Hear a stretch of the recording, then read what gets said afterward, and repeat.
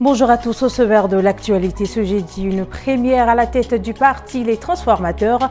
Claudia Wainati devient la première femme à prendre les rênes du mouvement en pleine période de crise. Un défi de taille que la nouvelle présidente compte relever. Portrait à suivre dans cette édition. Lutte contre les embouteillages à N'Djamena, des jeunes bénévoles s'organisent chaque jour sur le pont de Chagua. Menus de leurs outils de travail, ils tentent de fluidifier la circulation sur cet axe stratégique.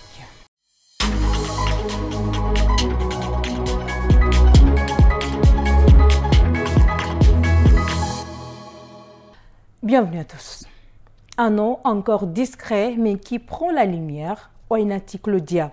Elle devient la première femme à diriger le parti Les Transformateurs en pleine tourmente après la condamnation de son président et la démission de l'un de ses vice-présidents. Suivez son portrait avec Nguyen Cynthia. Toujours en retrait, rarement au micro, Claudia Wainati était dans l'ombre de Succès Masra. Son parcours a basculé après la condamnation du fondateur des Transformateurs à 20 ans de prison. Puis, la démission surprise de Sitakio Batina, numéro 2 du parti.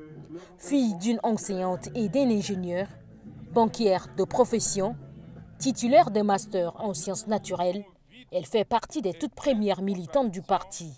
À 41 ans, elle devient la première femme à prendre la tête d'une grande formation politique au Tchad. Quand ça m'est tombé dessus, j'étais un peu affaiblie, mais quand j'ai vu la réaction des gens et l'espoir que les gens mettaient dans ma désignation, cela m'a donné de la force. La pression vient plutôt de moi-même parce que c'est un défi. Donc, je me mets de la pression pour arriver à relever ces défis-là.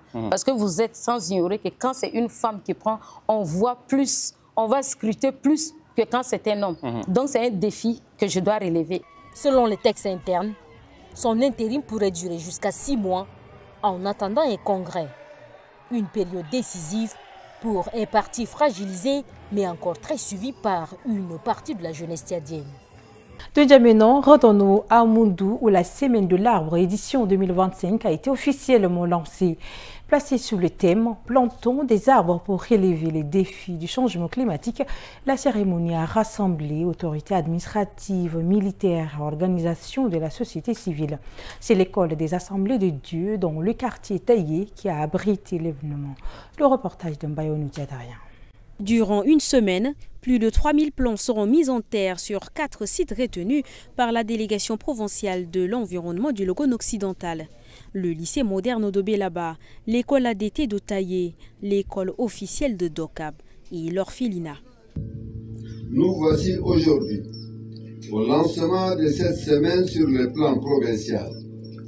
À cet effet, je lance un vibrant appel à l'endroit de la population de la province du Logone occidental quant à la prise de conscience et la nécessité de protéger l'environnement qui nous tient actuellement et qui continuera de supporter les générations futures puisqu'il s'agit du développement durable. Quelques plans ont été remis à l'assistance avec un appel à les entretenir pour qu'ils contribuent réellement à reverdir la province. Dans Moundou, revenons ici à N'Djamena où le système des Nations Unies a bouclé ce mercredi en atelier de formation sur l'harmonisation des standards d'évaluation de ses partenaires. 3 jours d'échange autour du portail des partenaires de l'ONU en présence de plusieurs agences et organisations internationales. Ils étaient plus d'une cinquantaine de participants à prendre part à cette session de formation. Objectif, renforcer les compétences des organisations partenaires pour répondre aux exigences des agences onusiennes. On peut changer cette crise culturelle. Et vraiment, je suis très heureux que le Tchad, c'est parmi les pays dans le monde qui a poussé ce travail.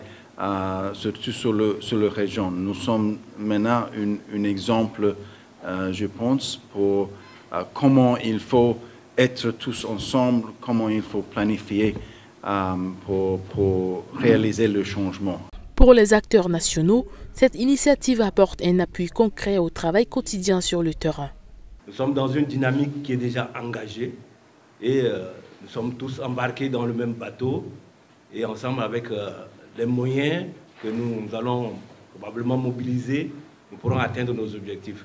Cet atelier s'inscrit dans une série de formations complémentaires déjà initiées par le système des Nations Unies au Tchad, avec l'ambition de consolider transparence et efficacité dans la mise en œuvre des projets. Je l'annonçais dans les grandes articulations, habillés en gilet orange et sifflés à la main, un groupe de jeunes s'est donné pour mission de fluidifier la circulation sur le petit pont de Chagua. Objectif, éviter les embouteillages sur cet accès stratégique. Comment s'organise-t-il? D'il nous dit Stéphane Raloba et Bonaventure sont allés à leur rencontre. Un reportage commenté par Habib Angini. Leur arme, un gilet et un sifflet. Depuis 2 semaines, ce jeune occupe le petit pont sur le fleuve Chari et Logon. Leur objectif, rendre le trafic plus fluide sur cette voie où, aux heures de pointe, passer relève d'un véritable parcours du combattant. Mais, en 14 jours, leur mission n'a pas été de tout repos. Pour être un peu honnête, on ferme les oreilles, ne serait-ce que pour ne pas entendre des insultes et autres. Mais beaucoup apprécient normalement. Donc l'essentiel est qu'on fait un bon travail, c'est tout. Mais ce manque de la route et autres là, on est obligé de faire ça. Mais pour les usagers, vraiment même si nous sommes pressés comme quoi, on doit vraiment s'organiser pour respecter la ligne, ne serait-ce que pour qu'on se suive tranquillement pour aller. Chacun est un peu priorité ici. Donc on ne peut pas laisser la priorité seulement qu'aux motos autres, mais ne serait-ce qu'on se respecte pour évacuer normalement nos occupations. Entre critiques et encouragement, les avis sont partagés. C'est vraiment encourageant. Ça nous permet, ça nous facilite le passage. Sinon, souvent on entre dans les embouteillages et tout. Donc ça nous aide vraiment. Aujourd'hui, ils nous ont vraiment aidé à bien circuler. Il n'y a même pas d'embouteillage ce matin. Jusqu'à l'heure là, c'est que c'est déjà une bonne chose. Et je demande également qu'on les aide et ils continuent comme ça. Ils continuent jusqu'à et puis ça va nous aider beaucoup.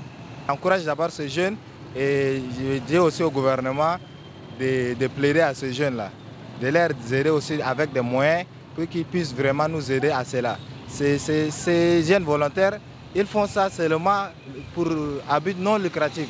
Ils font ça seulement. Et là, si le gouvernement les aide un peu, je crois que voilà, la commune de Neveram arrondissement et la circulation aussi sera vraiment fluide.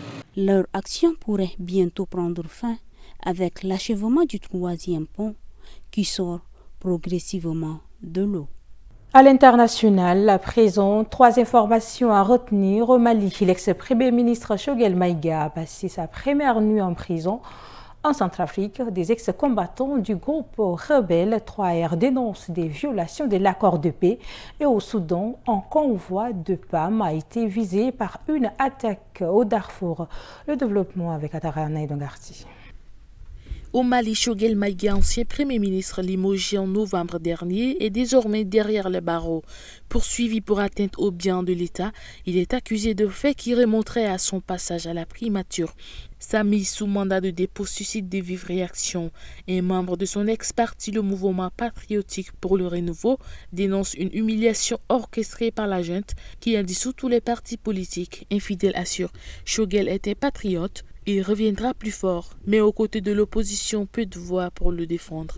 Plusieurs figures politiques l'accusent d'avoir soutenu les militaires contre la classe politique. D'autres encore estiment qu'il paye le prix d'avoir créé un monstre qui le rattrape aujourd'hui. En Centrafrique, les ex-combattants du groupe armé 3R, dissous en juillet dernier, dénoncent de leur côté des violations de l'accord de paix signé à Bangui. Dans une vidéo devenue virale, on aperçoit une vingtaine d'hommes armés conduits par le coordonnateur politique Yaya Adamou. Il accuse les mercenaires russes de Wagner d'avoir attaqué plusieurs bases de mouvement dans la région de Mambéré et de Louam-Pindi. Bilan, un mort, 3 blessés, des infrastructures incendiées. Les 3R appellent le gouvernement et les garants de l'accord à agir rapidement pour éviter que le processus de désarmement ne soit compromis. Enfin, au Soudan, un convoi humanitaire du Programme alimentaire mondial a été attaqué mercredi dans le nord Darfour, près de Mélit. 3 de 16 camions transportant de l'aide ont été détruits par les flammes, mais aucun membre du personnel n'a été blessé. L'attaque n'a pas été revendiquée.